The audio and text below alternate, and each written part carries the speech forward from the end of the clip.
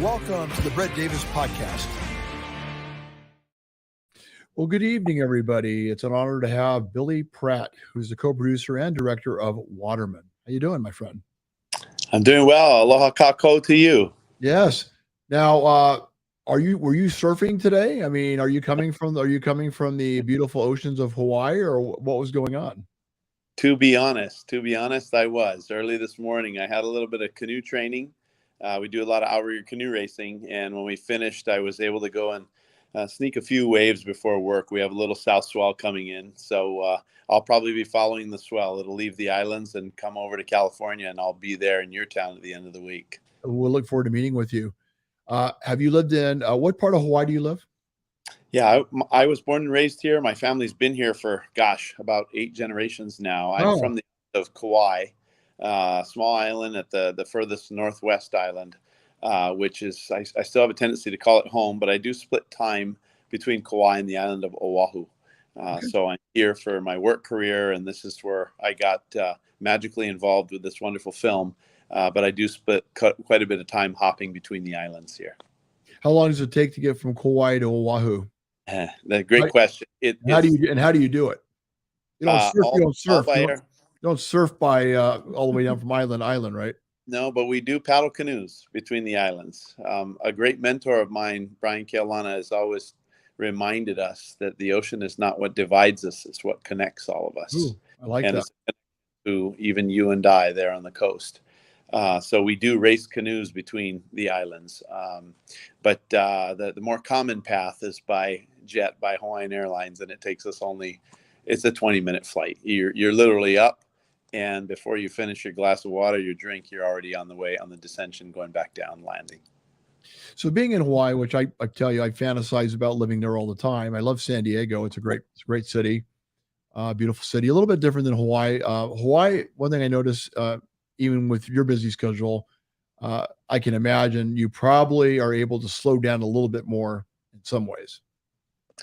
Yeah, I think, it's an active environment here. And it's arguably for us, it's one of the most beautiful places, enchanting places in the world. And many of us choose to live healthy lives. As a waterman, it's a conscious choice that we make to get in the ocean and to certainly respect Mother Nature, but also to take advantage of what it offers us, from days with wonderful surf that we can go and ride our shortboards to foil boards. And during canoe racing season, we're looking for rough conditions when it's howling 20, 30 mile an hour winds. And there's a lot of Californians that also are at a very high dialect of canoe racing. So it's a conscious choice.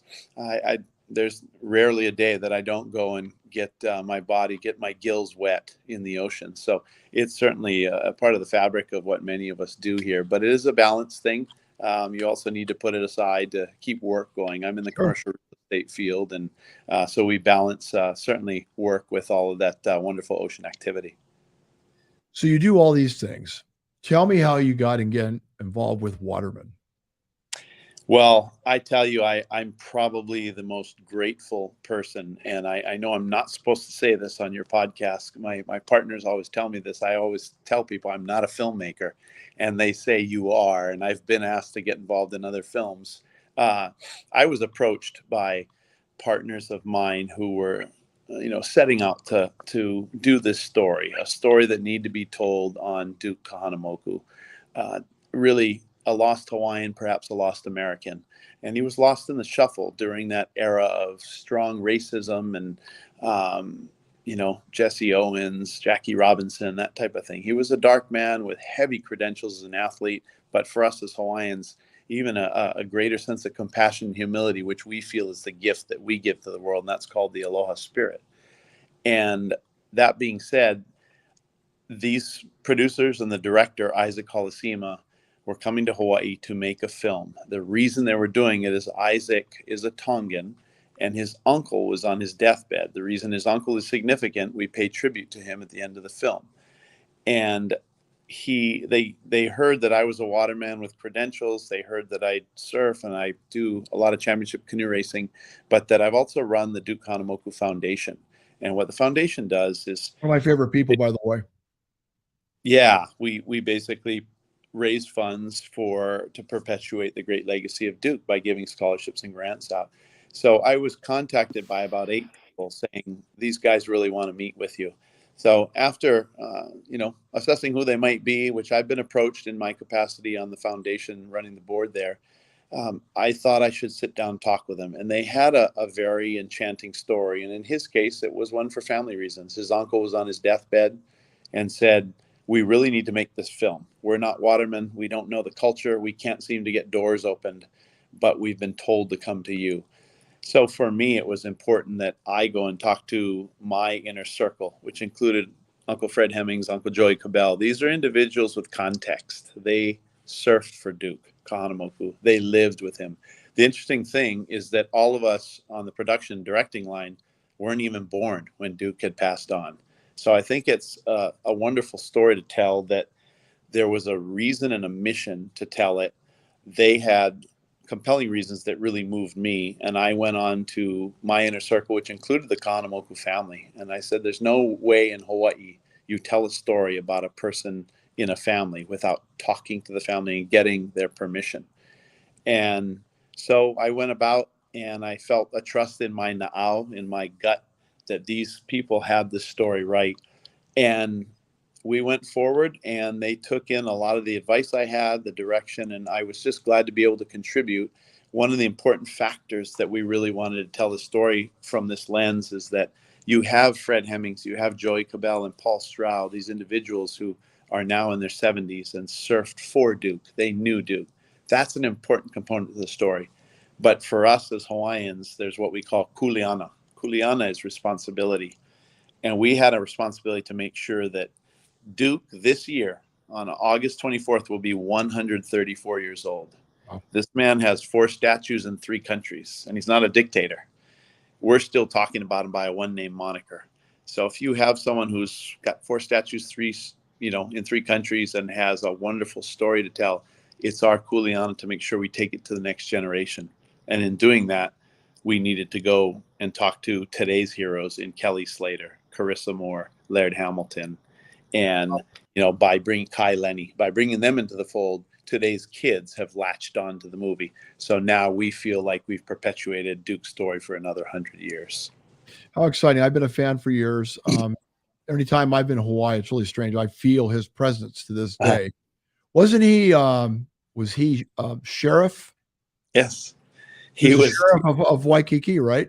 He was elected sheriff of Honolulu over and over again due to the love and adoration people had. And we're talking about a person who, if you look at his collective work, a man who went to 4 straight Olympics. This is before Carl Lewis and Michael Phelps. And he brought home 3 gold, 2 silver, an unimaginable number of world records. He was the inspiration for having the lifeguard rescue boards that dot the shores of the United States. He was the reason for the Kahanamoku kick, the swimming kick, the same kick that Michael Phelps still uses.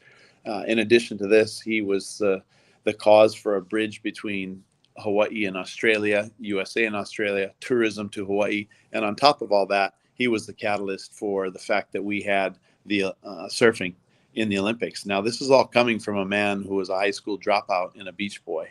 So I think for us, it almost redefines the word impact or influence.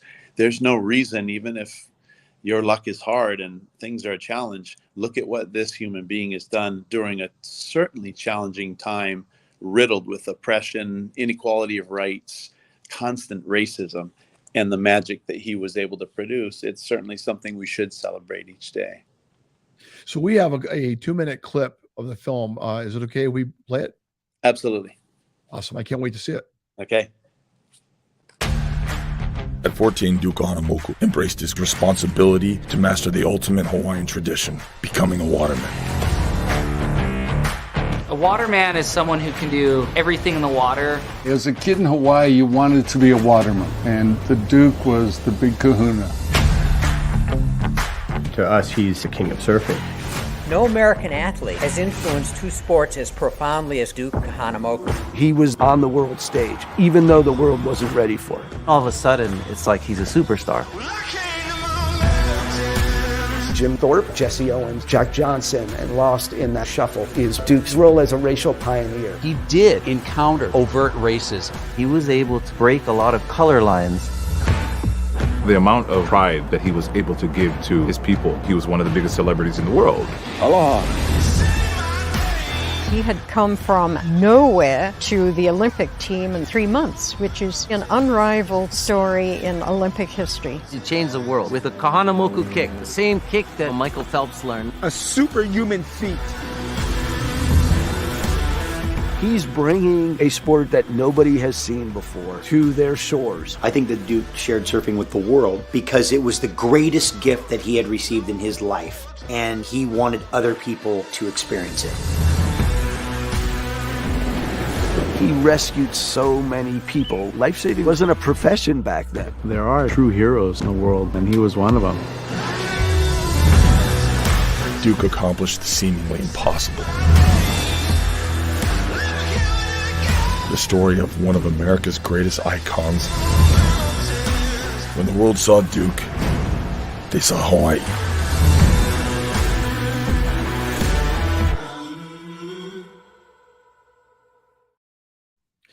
So I always like to be surprised. I don't like to be over rehearsed. I have to tell you, I'm pumped up. What an amazing job you've done on that film. Yeah, well, thank you. I feel grateful, and I don't want to take the credit. Really, our director Isaac Halasima and Chet Thomas and Sidewinder Films for getting behind this film. David Ulick and Stephen Ungerleider, just unbelievable support. They've been very passionate about Olympic-related films. The last film that they did had a completely different arc. It was really about the United States women's Olympic gymnastics team and a lot of the horrible atrocities caused upon them by one of their doctors who's now imprisoned. And, I think they wanted to change the light and bring out a positive story. And here's a story that there's nothing negative. There's no antagonist in this film. And it's just impressive. And I really think with what we've viewed lately in the world still involving racism and things like that, here you have a humble soul who really anchored his life. He was born and created a better athlete than most people, but he also did put in the time and the homework to train, but he really rooted himself in compassion and humility. And I think to have that, that's the gift of aloha that we feel we give to the world. It was so important to him that he referred to it as his creed. And if you see any of our business cards as Duke Kahanamoku Foundation board members, that creed is on the back. And we try to extend that to anyone wherever we go. So tell me more about the foundation and the people that are listening tonight. What is the foundation doing, and what is it credited for?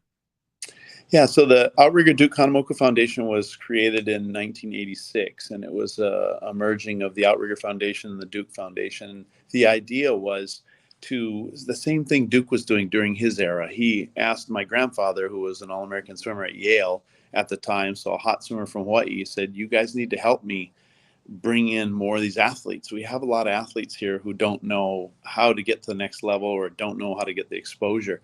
So I think we're carrying that on by perpetuating his greatness in finding kids who do well in school, participate at Duke sports. So that, of course, meaning swimming, surfing, canoe paddling, and we do extend it to the game of volleyball. The reason why is Duke's late mentor, his teammate, his coach and mentor was a man named George Dad Center, who is a prominent figure of the Outrigger Canoe Club, where I'm the club's athletic captain. Dad Center created the game of beach volleyball in 1915, and Duke and his brothers were so prolific at the game that we honor that sport as well, because they were really Johnny Appleseeds of that sport. So what we try to do is find kids in the state of Hawaii who are perpetuating his greatness. They have excellent athletic skills, do well in school, but really important is that they have compassion. They have humility. They give aloha to everyone they come across, competitors, friends, foes, whoever they meet. So do we have information on the foundation at all that we can put up, or we do it? We can later. I'd like to put that up and help the foundation any way we can. Appreciate that. The spirit still lives on when you're in Hawaii. He comes to my mind every time we visit, and maybe because I know a little bit about his climb. There's also a facility they had closed down. I was there. When's the last time we were in Hawaii? 2019? 2018? Yeah. And there was a facility that I visited. It was an athletic area. It was a big swimming pool. Natatorium. The auditorium, it wasn't working. Is it still not operating? Yeah, sad to say. I really appreciate you bringing that up. It's a beautiful site. What it was is the Waikiki Natatorium was really an honor to World War I veterans, and Duke used to swim in that pool. And I just went to do a 100-year celebration of Duke in Australia in freshwater, and I took just a collection of the top watermen in the world from Hawaii there to share our aloha with the Australians, because that's a big part of this film that you'll see in Waterman.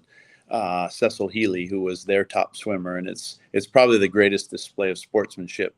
And I'll leave you hanging so you can see it in the film.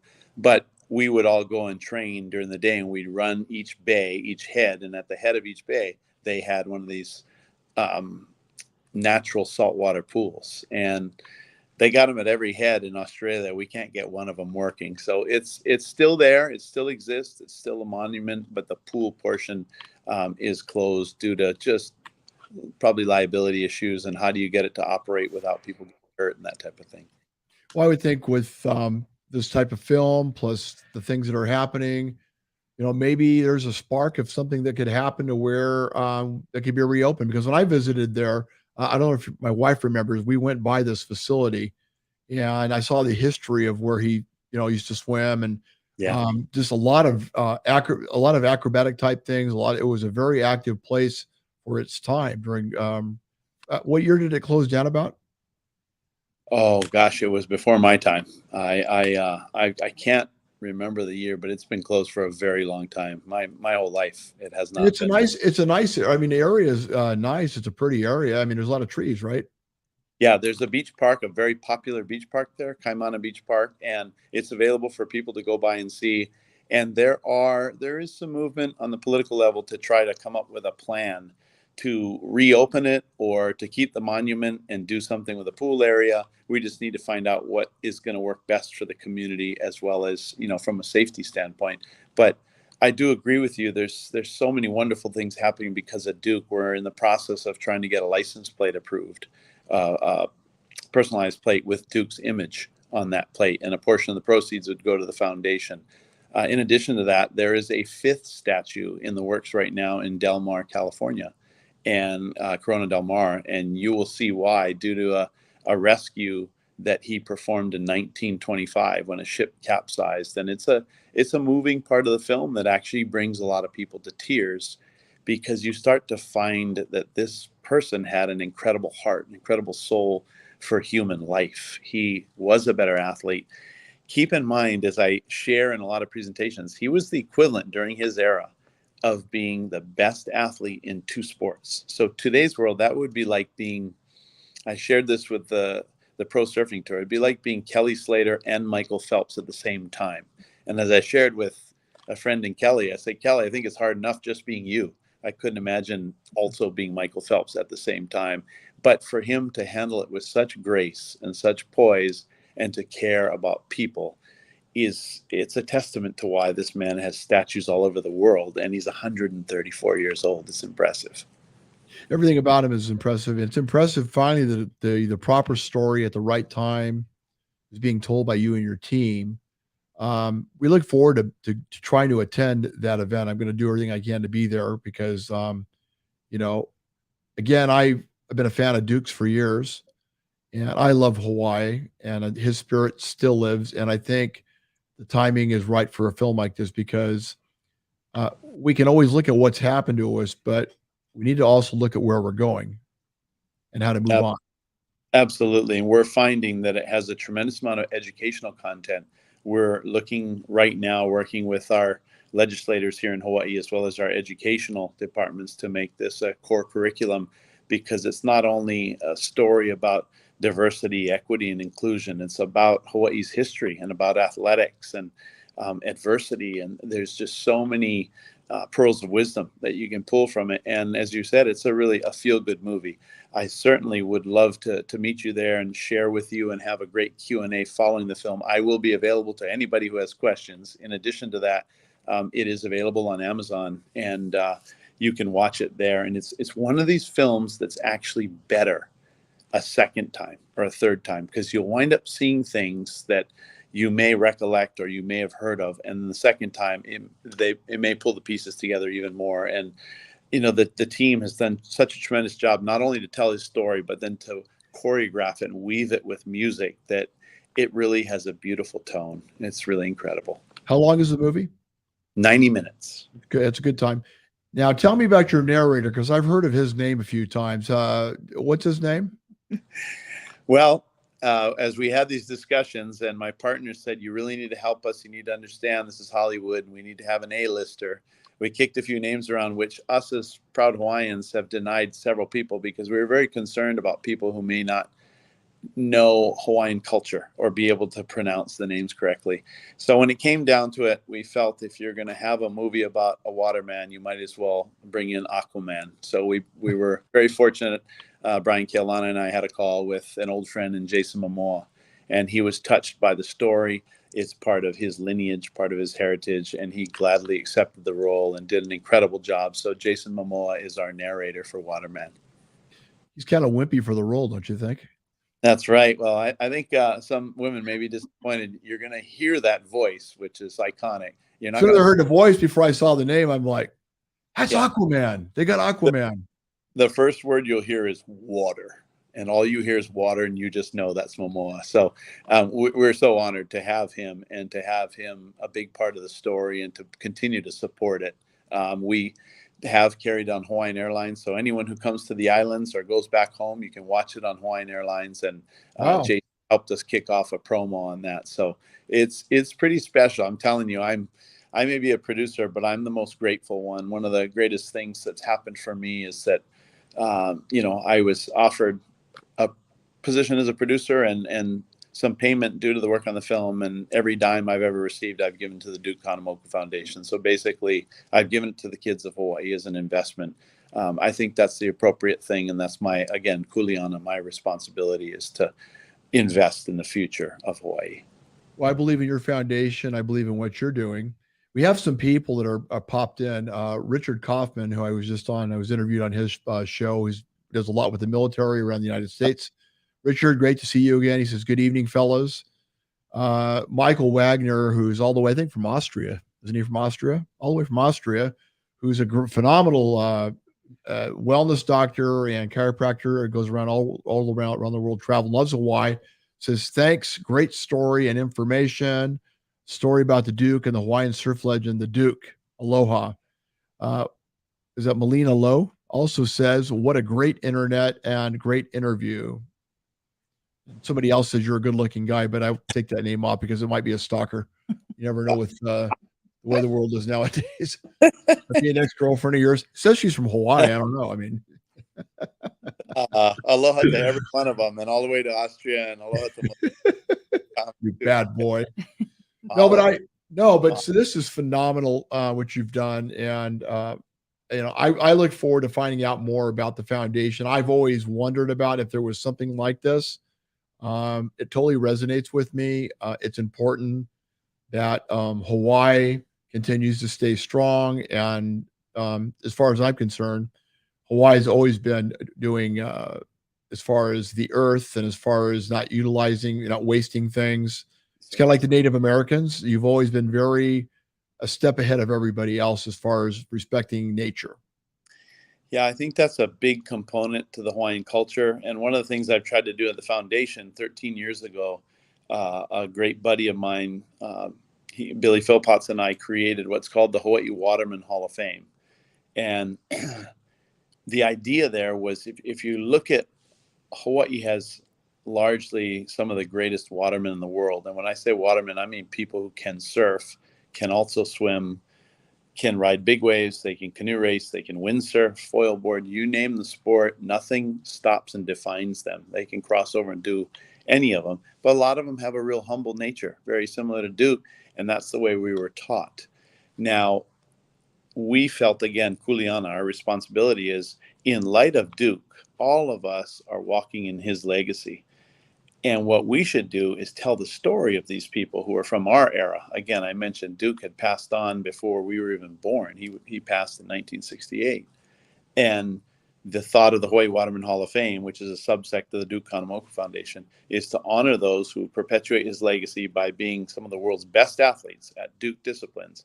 But again, they're innovative of sport and they give back to community. They show their aloha. So each year now, for the last 13 years, going on 14, we honor a small handful of watermen and waterwomen who basically show that they've crossed the bar and they've checked all the boxes. And that is an opportunity for us to honor them, to share with the world these humble spirits and what they've done with a lifetime of work. But it also is a fundraiser, allows us to raise more funds. So these are opportunities that are on our website, again, dukefoundation.org, which is Outrigger Duke Kahanamoku Foundation, and that's called the Hawaii Waterman Hall of Fame. We sell tickets. We're hosting this year's event on November 2nd. Oh, really? Yeah, in Hawaii, and it's televised, and it's a beautiful product. It's just a collection of watermen and waterwomen, and the stories that come out. And what's really precious is to hear the individuals getting inducted and hearing them share technically their 15 minutes of fame, who they are. And some things you don't even, some of these people have had really hard lives, and to see what they've come up with is just wildly impressive. So it's just an opportunity for us to share a little light from, a state that's pretty humble about who they are. And I'm just proud to be a Hawaiian and to be able to share the story of so many great athletes. We'd like to get more information about that event, November the 2nd. We love Hawaii, and I don't know, who knows, maybe we'll end up in Hawaii during November 2nd. Come do a podcast remote, Brett. I'll have you set up at the Outrigger Canoe Club. It'd be awesome. You know what? We could do that. We would love to do that, and we'd love to support any way we can and get more information of a cause and somebody that I've always thought of every time I've gone to Hawaii since I was 18 years old. Yeah, that's impressive. And the statues are all over the world. As I said, you have to visit the one in Waikiki. And I think now that you understand so much about him from coming here, after watching the film, it's going to change the way you look at that statue. You're going to see a lot more detail and really a lot more history, legacy, and a great sense of pride in who this man was, a person of modest means, never had great financial wealth, but just, I mean, again, I keep mentioning, but 134 years old, and we're still talking about him by a one-name moniker. And it's really just the responsibility of us to make sure he carries on for another 100 years, because it's a feel-good, tell-good story. Sure. We have a Dukes in Hawaii, in La Jolla. Yeah. Nothing like, of course, the Dukes in Waikiki, but the spirit is there a little bit, tiny bit. Yeah. Yeah. Well, the photos carry a lot of it, and the TS family, T-Bows and the, Sextons, they're great people. They're big supporters of of our cause. And we do promote another event that's been in existence for just over 20 years now. It's called Duke's Ocean Fest. We're actually going to call it the Duke Kahanamoku Ocean Fest, and that's in August. Every August around his birthday, we have a lei draping and about 7 or 8 days of waterman competitive sports, from swims to paddling to foil board races to keiki or kids contests. And that's also on dukefoundation.org. And that's open to people. It's a great time to come out to Hawaii, enjoy the beautiful weather, but come take in some competition or just come and watch a lot of the sports at play. It's really an awesome time. Is that on the North Shore? No. Well, Waikiki, Duke's playground, as you know, was right in Waikiki. So everything is right there in Waikiki. So it's a great Waikiki. One thing you didn't touch on was all the movies he was in. Yeah, he claimed to have done about a half dozen, and there's some iconic photos. And what really touches me is, how could you be such a simple person? And during his era, he had people from John Wayne, Clark Gable, to President Kennedy, and even Queen Elizabeth came to Hawaii, and they all said they came to see him. Right. Remarkable to see that kind of magnetism, that gravitas from a man who was not trying to stand on the pulpit. He was trying to hide and lay as low as he could, but people just wanted to feel his essence. So it's really powerful. And it's a story that we can all learn from, and hopefully become more like, in some simple way, more like Duke? Well, there's two things that we've put on the t-shirts, and the world could use more aloha, and aloha will one day save the world. I think when you really look at what that spirit is, you could see that we could all use a little bit more. Things are sometimes difficult, but this man certainly had something special, and I'm really proud to get to be able to share a little bit about his story, and hopefully other people will glean something personally from the film. Well, Billy Pratt, information, we want to go to bluewaterfilmfestival.org in case anybody is wanting to see what this amazing film is about, which I hope you do, because it's a great story about a great guy and a beautiful, beautiful Hawaii. I mean, my gosh. bluewaterfilmfestival.org. Buy tickets at that site. And Billy, I really appreciate your time and being on my podcast. I'm very humbled by it. And I look forward to meeting you in person sometime, hopefully either here or Hawaii. I'll look forward to it. Definitely.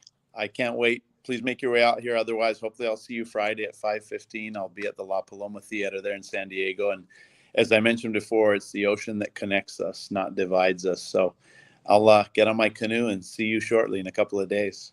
Well, I look forward to it. And I want to thank you for being here, of course, and my sponsors, because we have a show because of those sponsors. Saquon Casino, thank you for what you do. Attorney King, Dr. Silva, who is going to be partnering up on an anti-aging show with me. Mule Jewelers in Coronado, been around for 100 years, family-owned business that does jewelry. Just amazing. Lily Lou Flowers, some of the most beautiful and artistic flowers in San Diego County. Great partners in the show. And last but not least, one of my favorite Italian restaurants, very authentic Italian food. When Billy's in town in the Coronado area, I'm going to take him to go have Italian food at the Garage Buona Forchetta. You'll love it. I was there for lunch today. It is everything. The gentleman used to live in Italy, had a restaurant in Italy.